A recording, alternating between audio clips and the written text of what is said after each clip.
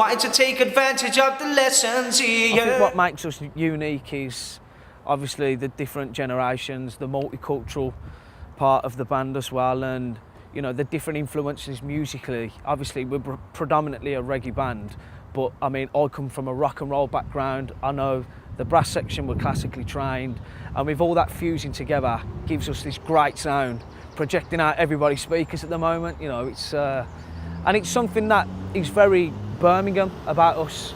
You know, it's kind of like reggae's always what you hear around like the local pubs, but then when you go into the city it's all rock, and it's kind of like that fused together which gives us this Birmingham and international sound, man. I love the fact that UB40, you know, we've had 30 odd years doing this, we're all in the same arena again, us and Crossover, and on the same level playing field now. We're doing the same things. Admittedly we've got a bit more experience and our black book's got a few more names and addresses in it, but at the end of the day the audience don't know that. They're coming to listen to what you do. And the amount of times I have people say to me, you've got to see Crossover, you've got to see Crossover, guys in my band, and I have, of course. I'm going to come and talk to you when you're playing because I want to hear you. I don't want you to play to me, I just want to stand in the back and listen to you, you know. Well, it's about a year ago we came here to do a photo shoot, and obviously we was ready to record a new album and we was looking for studios and that, but we thought that why not do it somewhere that's got a story for one for the bill. I mean, this place was an old asylum, so you know, that I think that was a great story for one. And not just that, the different rooms and the ambience and stuff like that.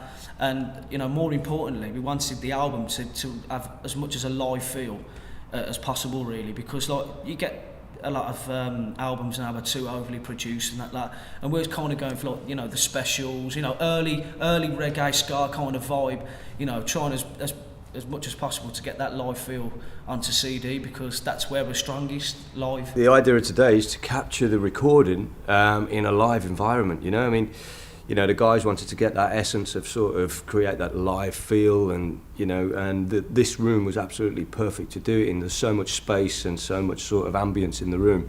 You know, when we're actually miking stuff up, it sounds really sort of ambient, you know, and it sounds so sort of big, and that's the sort of sound we wanted to recreate, you know, because that's the sort of band they are, really. It's sort of, you know, it's very raw, you know, not real sort of studio sort of sound. That's not what we really wanted to create. We wanted to create a vibe, you know. Yeah, it's important to capture that essence, that the feel of the band, you know, because when you do it in the studio and you just lay down the drums on the drum machine and this on that, you know, so it kind of have a kind of mechanical, artificial kind of sound about it. But the way we're doing it right now, it's perfect, and that's the way a lot of the music industry are moving now, I reckon, you know, to get that capture that live feel now. And that's where the feel is. I.e., you know, Amy Winehouse, you know, Mark Ronson did the same thing for Amy Winehouse, so, and that just took the world by storm. This band, which I thought was called XOVA at first, I'm like, XOVA, how do you work that? And I'm like, okay, put it together, crossover, and it's great because it's a crossover of generations, a crossover of different musics, and the fact that they're actually saying something is what makes them one of my top 10 bands right now. I mean, absolutely brilliant, and the way forward, the way it should be. You know, the subject matter, the stuff we wrote about, was really the stuff all our pals spoke about, and it was the punk days, the punk band, you were allowed to make a noise, you know. In fact, if you didn't make a noise, if you didn't say something political, you were a bit soft, it didn't really mean anything. The message is always important, because we are here to educate. You know, we have got a voice, we have got as a unit, and if we can push that out to make everybody say, listen, and say, yeah, these guys are actually saying something. You know what I mean? These guys are actually saying something, and it's a great vibe. Everything I write about is 100% real. It's personal experiences. Unfortunately, with North Prime City was written about an experience that happened to our drummer, and when you see what that does to a person and their family, and then it's all over the news, it's building this emotion inside, just building up, and how can I take this frustration out and make people realise that what's going on is completely wrong. I lost, you know, the sad story, I lost my son through gun crime 2008, you know, and that was a time when I was really, really bad for me, you know, as you can imagine. The band was like my backbone then, because it kept me going and kept me focused.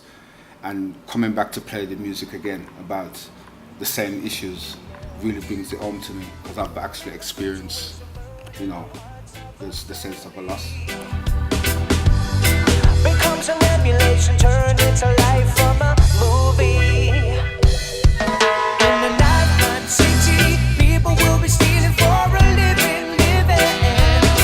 And in this fight-crime city, somebody will face another beating. And in this nighttime city, the innocence is taken from the victims, yeah. We got to stop this quickly before another life is took from bleeding. It's really weird sometimes, because, you know, some bands actually go with the actual feeling of they want to be like this, but we tend to just take it as how we feel for the day, you know. And if we feel sad, we'll be able to write songs that relate to sadness, and if we're happy, we can write songs about happiness. It's all about just being normal and being true to yourself. Yeah, the mix of the people in Crossover is really what has created the kind of unique sound that we have. I mean, to hear these guys playing like the reggae beat with the groove, I just kind of fell in love with it, and I was never really into the kind of reggae stuff before that. And the fact that they've got their reggae groove, and that's always in their head as their main like focus. And me, Wayne and Andy, we're so much younger than them, and we've got our own style and influences. So when you bring them all together, it just creates this amazing, like, sometimes it's a kind of battle of wanting to be in this groove and then adding this new like chord structure and then the harsh rock elements sometimes, and when it works, it's just fantastic, and that's just really what makes us so unique. I don't need it, baby, 'cause the only thing I need is you. Because the only thing I need is you.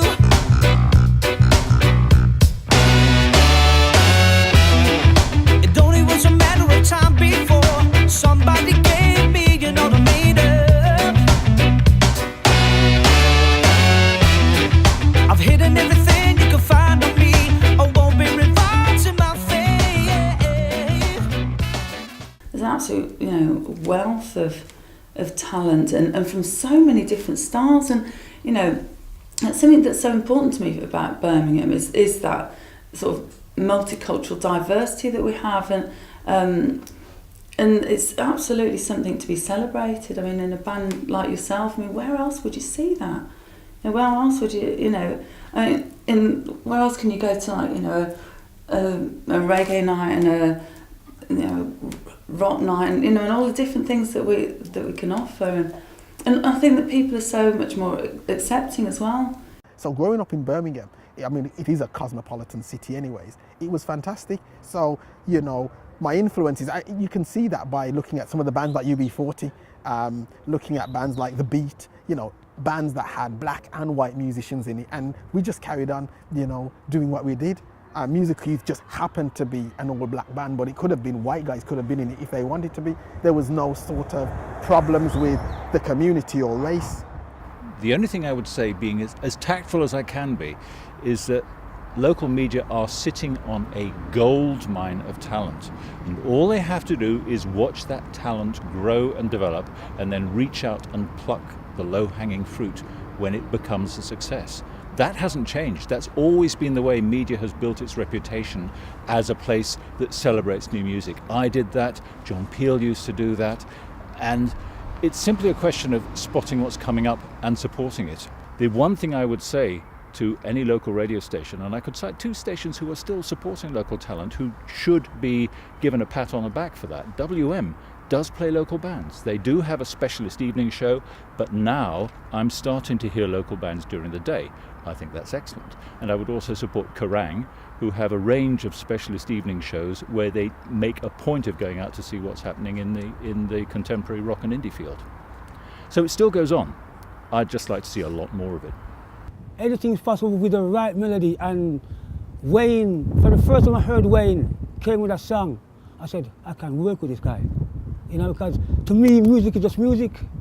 You know what I mean? It doesn't care if it's 24/7 is music.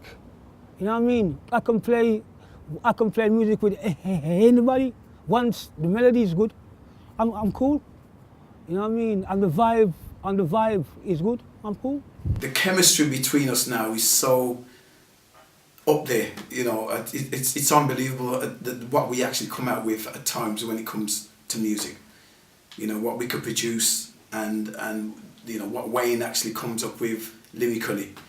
It's just a blend that, you know, I just haven't felt for a long time in being in the music business. You know, and I just think it's our time. You know, it's crossovers time now, so, you know, it's brilliant. I think what we do, music-wise, being from Birmingham, is very important because everything is Birmingham about our sound and who we are as people. You know, Birmingham people have got this kind of sense of humour where we take the mick out of each other all the time, but we can handle it, you know. And it's just something about this place that kind of gives us that edge. I bang on about it as a sort of pub table conversation that perhaps the Midlands doesn't get as much respect as perhaps it should. I mean, you look at, particularly since we've started thinking about From the Midlands with Love, you know, looking at old videos of say The Move and ELO. I mean, it's brilliant to say the least. But because of our self-deprecating sense of humour that we have here, we're not going to go around telling the nation and beyond that we're the greatest thing since sliced bread. And, you know, I watched the Oasis thing. I met Oasis very early on when their first album was out, and I was working at MTV doing interviews for them for 120 minutes. And I remember standing looking at a screen, and they were showing the new Deus single, which I think was like Suds and Soda, a Belgian band. And Liam was watching it really, really intently, and so I went over to him. I said, "Do you like this?" And he went, "No." And I went, "Okay, what don't you like about it?" And he looked at me as if he was angry and said, "There's only 3 bands in the world worth listening to. That's the Beatles, The Who and Oasis." And I admired him for, you know, you are meant to have that much belief in your own band. I won't go into how a blinkered, perhaps, view of the music world is. But I always felt with something, Liverpool bands, Manchester bands particularly, they're very good at telling everyone else that they're the best band in the world, and whether that was, you know, Ian McCulloch with Echo and the Bunnymen years ago, or whether it's Liam from Oasis. And I don't think anyone's probably ever caught publicly Kevin Rowland from Dexys going around telling anybody that, or, you know, Roy from The Move and Wizard. So we don't sell ourselves particularly well, but I think that's why I quite like us. I sort of like that lack of arrogance and our ability to not take ourselves at all too seriously.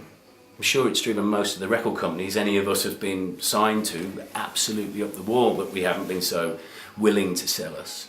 And perhaps, you know, if you keep saying enough that we're the greatest band in the world, aren't we, then, you know, say it enough times, it's going to be believed, particularly by London media. And if you're the other way, it's like, I don't care, which is the way we always were, or, you know, just the opposite of saying we're the greatest band in the world, then why should anybody else believe that you are? I'm in London all day yesterday. I'm home an hour later, just up the M40. If you live in Manchester, that's a 3-hour trip. You can't do that every day. You live in Newcastle, you live in Liverpool, you live in Glasgow, you live in, you get what I'm saying, you live in Carlisle. Those people move to London, they just can't commute. So then you have all these people from cities all around England in London waxing lyrical about their hometown. Newcastle's great, man. You know, Liverpool's great, Manchester's great. All the publicity is London-centric. That's the truth. You have to use London. That's the centre of media. And if you're from a place talking about your hometown there, you're within the media circle. We come back to Birmingham. There's very few Birmingham people in London promoting Birmingham. The sound of UB40 and the beat were massive influences on this band. because growing up around Birmingham, you know, we'd always hear, especially when we used to go and play football as kids, next to the high-rise flats, all you'd hear was UB40, the beat, the specials. That's all we would hear. So growing up, that is something that we always had inside us, and we always carried that as an influence. This is what I never ever got, right?